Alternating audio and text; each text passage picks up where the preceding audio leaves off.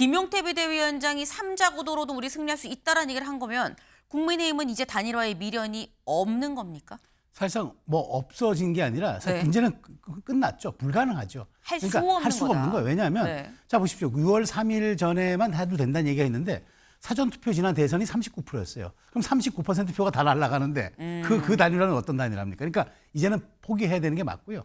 출구 전략 짜야죠. 출구 전략 짜는데 이제 그 출구 전략의 가장 큰 핵심 키워드는 네. 우리도 3자 구도에서도 이길 수 있다는 얘기가 되는 겁니다. 근데 지금 이제 벌써 국민의힘 내부에서 나오는 캠페인 전략이 준찍명, 이준석을 찍으면 이재명이 된다. 이제 이런 이제 얘기를 함으로써 차라리 단일화 매 선거 때마다 이걸 되풀이하지 말고 선거법을 바꿔서 우리도 결선 투표라는 제도를 도입을 합시다.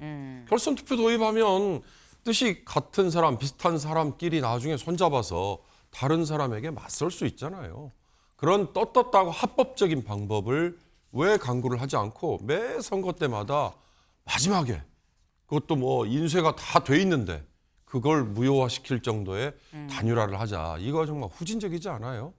그리고 나중에 다 밝혀지지만 단일화한다 그러면 뒷거래가 뭔가 있는 거 아니야라는 얘기를 하잖아요. 뭐 당권을 보장해줬다. 당권을 보장해주는 건 경제적인 보상이 아니에요? 그것도 크게 보면 그럴 수 있잖아요. 선거법 위반일 수 있잖아요. 그런 네. 오해를 불식시킬 수 있으니까. 이준석 단일화 없다. 김용태 3자 구도에서도 김문수 승리합니다. 라고 나는 확신해요. 라고 얘기를 했다라는 거죠. 어제 이준석 후보 토론이 저녁 8시에 있었는데 오후 2시 30분이었나요? 이때 이 토론이 있기 한 4-5시간 전에 기자회견을 자처합니다. 그리고 뭐라고 얘기했는지 직접 들어보시죠. 비상계엄에 책임이 있는 세력으로의 후보 단일화는 이번 선거에 없습니다. 끝까지 싸워서 이기겠습니다. 이 반전의 역사 위에 제가 가장 먼저 뛰어드는 퍼스트 펭귄의 역할을 마다하지 않겠습니다. 이준석만이 이재명을 잡을 수 있다는 판단이 빠르게 확산되고 있습니다. 네. 이준석 후보다 단일화 안 합니다라는 기자회견이 이번이 처음도 아니죠. 앞서서 한번 했었어요. 그리고 난 다음에도 각종 뭐 토론회나 기자들의 질문은 다 단일화 합니까 안 합니까에 쏠려 있었는데 어제 다시 한번 기자회견을 자처해서 나 단일화 진짜 안 해요 라고 다시 한번 얘기를 했다라는 거죠. 이쯤 되면 그래 진짜 단일화 안 하려나 본데 라는 생각이 듭니다. 그래서 이제 김용태 비대위원장도 어제 이렇게 얘기를 했습니다. 들어보고 오시죠. 개혁신당에서 단일화할 생각이 없다라는 입장을 계속 밝힌다면 저희도 그 뜻을 존중할 필요가 있다고 생각이 들고요. 앞으로 단일화가 없더라도 저희는 3자 구도에서 김문수 후보가 이길 수 있다는 확신이 있습니다. 네. 그러니까 내일부터 이제 사전투표가 시작이 되는 거죠. 때문에 사실상 단일화 시한은 28일 오늘까지다라는 얘기가 나오는 상황에서 김용태 비대위원장 입으로 3자 구도 얘기가 나왔습니다. 최수영 위원님. 네. 사실 사전투표가 뭐 시작이 돼도 단일화야 뭐 투표 이 선거 6월 3일 되기 직전까지도 뭐 얼마든 일어날 수 있는 거긴 합니다만 김용태 비대위원장이 3자 구도로도 우리 승리할 수 있다라는 얘기를 한 거면 국민의힘은 이제 단일화의 미련이 없는 겁니까? 사실상 뭐 없어진 게 아니라 사실 네. 문제는 끝났죠. 불가능하죠. 할 수 그러니까 없는 할 수가 거다. 없는 거예요. 왜냐하면 네. 자 보십시오. 6월 3일 전에만 해도 된다는 얘기가 있는데 사전투표 지난 대선이 39%였어요. 그럼 39% 표가 다 날아가는데 그 단일화는 어떤 단일화입니까? 그러니까 이제는 포기해야 되는 게 맞고요. 출구 전략 짜야죠. 출구 전략 짜는데 이제 그 출구 전략의 가장 큰 핵심 키워드는 네. 우리도 3자 구도에서도 이길 수 있다는 얘기가 되는 겁니다. 근데 지금 이제 벌써 국민의힘 내부에서 나오는 캠페인 전략이 준찍명, 이준석을 찍으면 이재명이 된다. 이제 이런 이제 얘기를 함으로써 아직까지 이제 그 약간 연성 지지층이죠. 왔다 갔다 하는 이제 스윙 보터들이나 아니면은 조금 말하자면 보수지만 네. 좀 개혁 보수를 지향하는 사람들에게 우리에게 표를 몰아줘야 우리가 이길 수 있다. 분산시키지 말아달라라는 얘기를 합니다. 그러니까 저는 이럴 때 생각나는 게 과거 이인재 의원이 이제 출마했을 때 그때 생각이 나게 그때 그분이 이제 87년, 97년 선거 때 네. 나와서 한 500만 표 얻었죠. 근데 이런 논란이 벌어지니까 그때 이런 얘기 합니다. 그때 이제 누굽니까? 자기 자신을 찍으면은 네. 이인재를 찍으면 이인재가 됩니다라는 명언을 남겼습니다. 근데 이제 이준석 의원이 이제 그 얘기를 이제 아마 할 겁니다. 이준석을 찍으면 이준석이 된다는 얘기를 하겠지만 그렇지만 마지막 부동층에서 일종의 지금 그 이재명 후보가 꼭 당선되면 안 된다고 생각하는 그런 전략적 투표를 하는 분들은 아마 이 준찍명이라는 캠페인에 대해서 마지막까지 좀 고민하게 되지 않을까 저는 그렇게 생각이 됩니다. 지금 준찍명 캠페인이 국민의힘에서 이제 슬슬 나오고 있다라고 말씀을 하셨어요.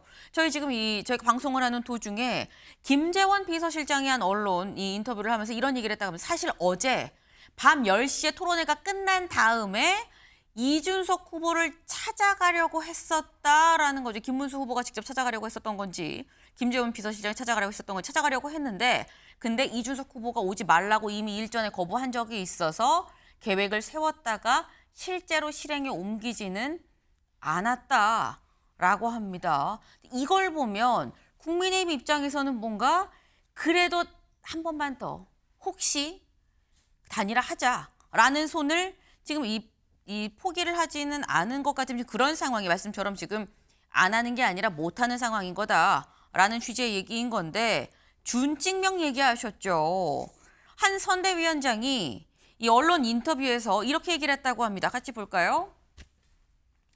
더 이상 이준석 후보를 설득할 방법이 없어 보인다. 이대로는 준찍명, 이준석을 찍으면 이재명이 된다라는 캠페인으로 갈 수밖에 없는 거 아니냐라는 얘기를 했다라는 거예요. 윤경호 위원님.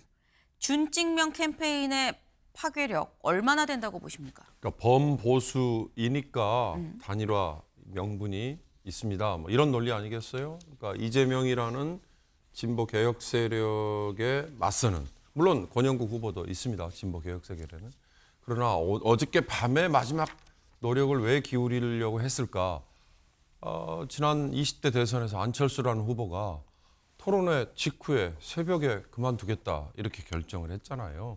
이제 그런 것들에 대한 기대 아닐까 싶은데 저는 아무리 범보수라고 같은 생각이다라고 한들 이제 이준석이라는 후보에게 보내는 지지율이 뭐 8% 9% 된다면서요. 제3지대를 원하는 사람들이 거기에 혹시 뜻을 두고 있을지도 모르잖아요. 그러면 이준석 개인이 생각을 바꾼다 한들 안철수처럼 그 지지층은 뭐가 되느냐 이거죠. 이게 과연 대의제 민주주의의 제대로 된 구현이냐. 그래서 차라리 단일화 매 선거 때마다 이걸 되풀이하지 말고 선거법을 바꿔서 우리도 결선 투표라는 제도를 도입을 합시다. 결선 투표 도입하면 뜻이 같은 사람, 비슷한 사람끼리 나중에 손잡아서 다른 사람에게 맞설 수 있잖아요. 그런 떳떳하고 합법적인 방법을 왜 강구를 하지 않고 매 선거 때마다 마지막에 그것도 뭐 인쇄가 다 돼 있는데 그걸 무효화시킬 정도의 단일화를 하자. 이거 정말 후진적이지 않아요? 그리고 나중에 다 밝혀지지만 단일화 한다 그러면 뒷거래가 뭔가 있는 거 아니야라는 얘기를 하잖아요. 뭐 당권을 보장해 줬다. 당권을 보장해 주는 건 경제적인 보상이 아니에요? 그것도 크게 보면 그럴 수 있잖아요. 선거법 위반일 수 있잖아요. 그런 오해를 불식시킬 수 있으니까 단일화 얘기를 할 수 있는 그 정렬을 가지고 결선 투표 차라리 도입하는 제도를 바꾸는 노력을 기울이는 게 또 5년 후에 이런 거 반복 안 되는 방법 아닐까 싶습니다. 네, 지금 말씀은 단일화 하니 많이 이 논란 공방하지 말고 그냥 결선 투표 도입하자 뭐 이런 말씀을 지금 하셨어요. 근데 그 말씀 중에 이런 게 있었죠. 이준석 후보를 지지하는 사람들 중에서는 제3지대를 지지하기 때문에 이준석 후보를 찍는 사람들도 있을 텐데 그럼 이 사람들은 만약에 이준석 후보가 김문수 후보랑 단일화를 한다 그러면 김문수 후보한테 가겠느냐라는 말씀을 하셨어요. 그래서인지 국민의힘 내부에서 이런 얘기도 나옵니다. 김행 전 대변인 얘기 잠깐 들어보고 올까요? 이제 저희 측에서는 자체 자각론도 솔직히 있는 것도 사실입니다. 만에 하나 안 될 경우에 우리 후보 자체 경쟁력으로 가야 되지 않습니까? 이 여론조사를 보면 이준석 후보 지지는 6대 4 정도. 6은 만약에 이재명 후보 쪽으로 가요. 저희 쪽으로 4가 오고 그 여론조사 전문가들은 단일화의 효과보다는 오히려 그냥 두는 게 더 낫다. 이런 얘기를 하는 사람들도 있어요. 지금 김행 단장의 얘기는 이런 거예요. 그러니까 지금 이준석 후보 지지자의 비중을 봤을 때 6은 이재명한테 가고 김문수한테는 4가 온다. 그러니까 그냥 두는 게 날 수도 있다라는 얘기를 지금 하고 있는 건데 최수영 위원님. 맞습니까? 동의하십니까? 그러니까 일부 동의되는 지점이 있어요. 이준석 네. 후보에 지금 지지하는 분들은 약간 이중적인 지금 그 지지 성향에 갈려 있는 겁니다. 그러니까 그 말하자면 계엄에 반대하고 탄핵에 찬성하는 이런 분들이 강력하게 지지하는 분들이 또 한 그룹이 있고, 한 그룹은 범보수에서 이준석 후보를 대안으로 지지하는 또 그런 경우가 있어요. 이 수치가 얼마나 맞느냐는 저도 정확하지 않습니다만은 네. 저는 이건 분명해 보여요. 그래서 지금 이준석 후보가 단일화 안 하고 완주해서 그 표를 좀 가둬두는 쪽으로 이른바 저수지 역할을 하는 걸로 보고, 그래서 저는 투표율을 높이는 방법으로 가야 한다. 총투표를 높이는 방법으로 가야 한다. 그래서 김문수 후보가 사전투표 얘기를 한 것도, 그 얘기는 부정선거도 불식시키는 것도 있지만, 나도 사전투표할 때는 여러분들도 총동원령을 가지고 좀 와서 투표해달라. 투표의 총량을 올려야지 네. 삼자구도는 우리가 좀 유리할 수 있다. 이 판단을 한 것 같아요.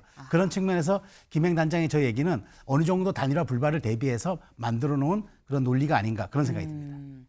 지금 말씀은 그렇기 때문에 관건은 그렇다고 치면 투표율이 될 수도 있다라고 말씀을 하셨어요. 재외국민 투표의 경우에는 역대 최고 투표율이 나왔다라고 하죠. 내일부터 사전 투표가 이제 시작이 되는데, 내일부터 시작되는 사전 투표, 그리고 이제 6월 3일 본 투표까지 투표율이 얼마나 될지도 좀 주목해 볼 포인트가 아닌가라는 생각이 듭니다.